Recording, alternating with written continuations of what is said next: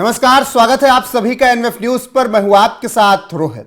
बिहार में नई सरकार बनते ही अपराधियों, माफियाओं और गुंडों के खिलाफ एक्शन शुरू हो गया है। इनकाउंटर भी हो रहा है, अतिक्रमण पर बुलडोजर भी चल रहा है। ऐसे में अब सब सवाल पूछ रहे हैं कि क्या बिहार में भी वही मॉडल लागू होगा जो उत्तर प्रदेश में योगी आदित्यनाथ वाला मॉडल है, यानी अपराधियों, गुंडे, माफियाओं का इनकाउंटर होगा और जो भी अतिक्रमण करेगा उस पर बुलडोजर चलेगा। सम्राट चौधरी ने गृह मंत्री बनते ही यह बात कह दी थी कि गुंडे माफिया या तो बिहार छोड़ दें या फिर सुधर जाएं। मेरे साथ इस वक्त प्रवक्ता बीजेपी कुंतल कृष्ण जी हैं, उनसे ही समझने की कोशिश करेंगे कि बिहार क्या आपकी किसी अलग मॉडल पर चलेगा क्या। बहुत बहुत स्वागत है सर आपका एनएफ न्यूज पर। धन्यवाद रोहित जी। सर, इससे पहले हमने देखा कि सुशासन राज चल रहा था, लेकिन अब की सुशासन राज में थोड़ा बदलाव दिख रहा है, क्योंकि पहली बार गृह मंत्रालय बीजेपी के हिस्से में है और ऐसे में सम्राट चौधरी के तेवर वैसे ही नजर आ रहे हैं जैसे उत्तर प्रदेश में 2017 में सत्ता संभालने के बाद योगी आदित्यनाथ के नजर आए थे।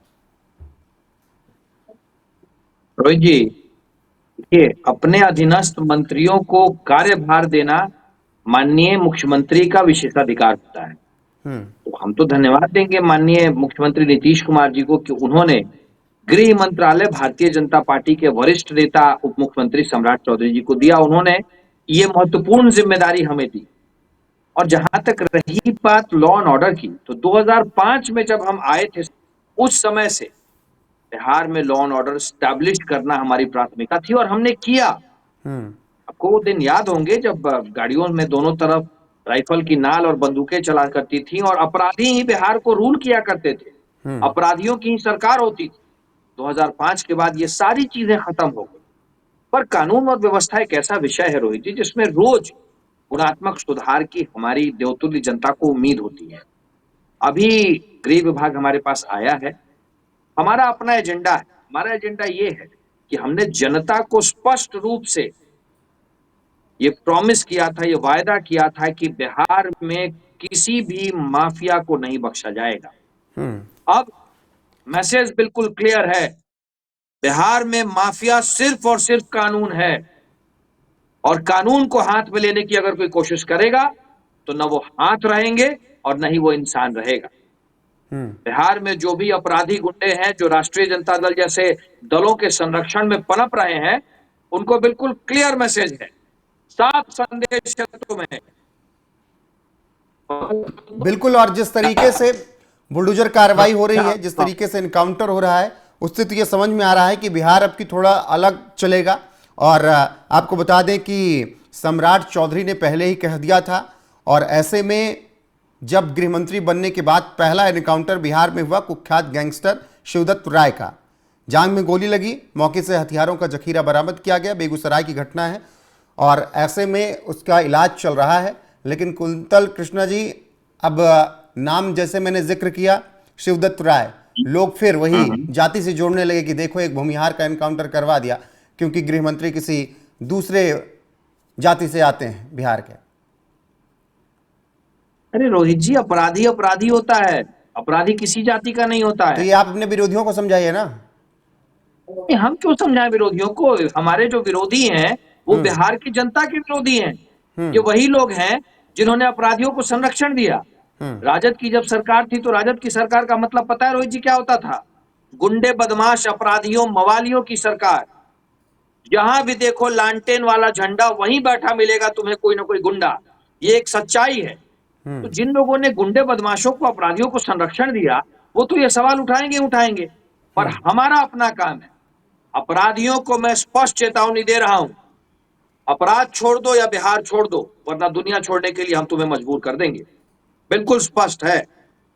इसके बाद एक्शन ही एक्शन है रोहित जी, कहीं कोई रुकावट नहीं है। बिहार में कोई अपराधी नहीं होगा।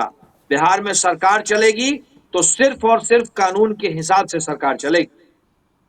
बिल्कुल, लेकिन सर ये भी समझने की कोशिश करेंगे, क्या बुलडोजर और एनकाउंटर नीति में बिहार के और मुद्दे तो नहीं दब जाएंगे जो आपके मैनिफेस्टो में थे, संकल्प पत्र में थे? जी, हमारा तो सबसे पहला मुद्दा ही है सुशासन। बिहार ने 15 वर्ष जो जंगल राज देखा है, बिहार उसे बड़ी मुश्किल से भूल पाया है। बिहार ने वो दिन भी देखा है जब 5 बजे के बाद परिवार में कोई सदस्य वापस नहीं लौटता था, तो रोंगटे खड़े हो जाते थे घर के लोग के कि वो सुरक्षित है या नहीं है। और आज बिहार में दिन हो या रात, किसी कोने से आप अपने परिवार के साथ निकल करके कहीं जा सकते हैं। किसी ने अगर हाथ दे दिया तो मैं आपके चैनल पे आपके सामने कह रहा हूं, राजनीति छोड़ दूंगा। बिहार में बेरोक टोक कहीं पे भी आप उतने ही सुरक्षित हैं जो दुनिया के सबसे सुरक्षित शहरों का दावा करने वाले शहरों में हैं। इसीलिए लॉ एंड ऑर्डर तो हमारी प्राथमिकता है ही है, और लॉ एंड ऑर्डर जुड़ा हुआ है बाकी चीजों से। विकास, इंडस्ट्रियलाइजेशन, सारी चीजें लॉ एंड ऑर्डर से जुड़ी हुई। इंडस्ट्रीज उसी स्टेट में आती है जहां पे लॉ एंड ऑर्डर स्टेबल होता है, अच्छा होता है। अगली हमारी प्राथमिकता अगले 5 साल में बिहार को औद्योगिक, बिल्कुल हर जिले को औद्योगिक जिला बनाने की है, बिहार को एक औद्योगिक राज्य बनाने की है। उसके लिए जरूरी है कि लॉ एंड ऑर्डर विश्व स्तरीय हो, हमारे यहाँ कानून और व्यवस्था बिल्कुल चुस्त दुरुस्त हो।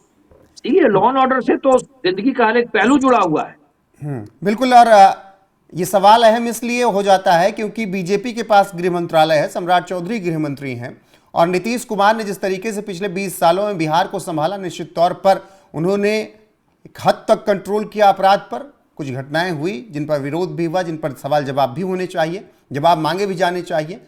लेकिन क्या बीजेपी के ऊपर अतिरिक्त जिम्मेदारी या दबाव है कि नीतीश कुमार ने जो सुशासन राज स्थापित किया उसे गृह मंत्री रहते हुए सम्राट चौधरी बरकरार रखें? रोहित जी, नीतीश कुमार जी ने एक मुख्यमंत्री की तरह, एक गृह मंत्री की तरह एक बहुत ही साफ सुथरा प्रशासन दिया है। वो बिहार जहां पे अपराधियों का राज होता था, वहां पे कानून का राज नहीं होता था, अपराधियों का राज होता था, वैसा बिहार हमें मिला था।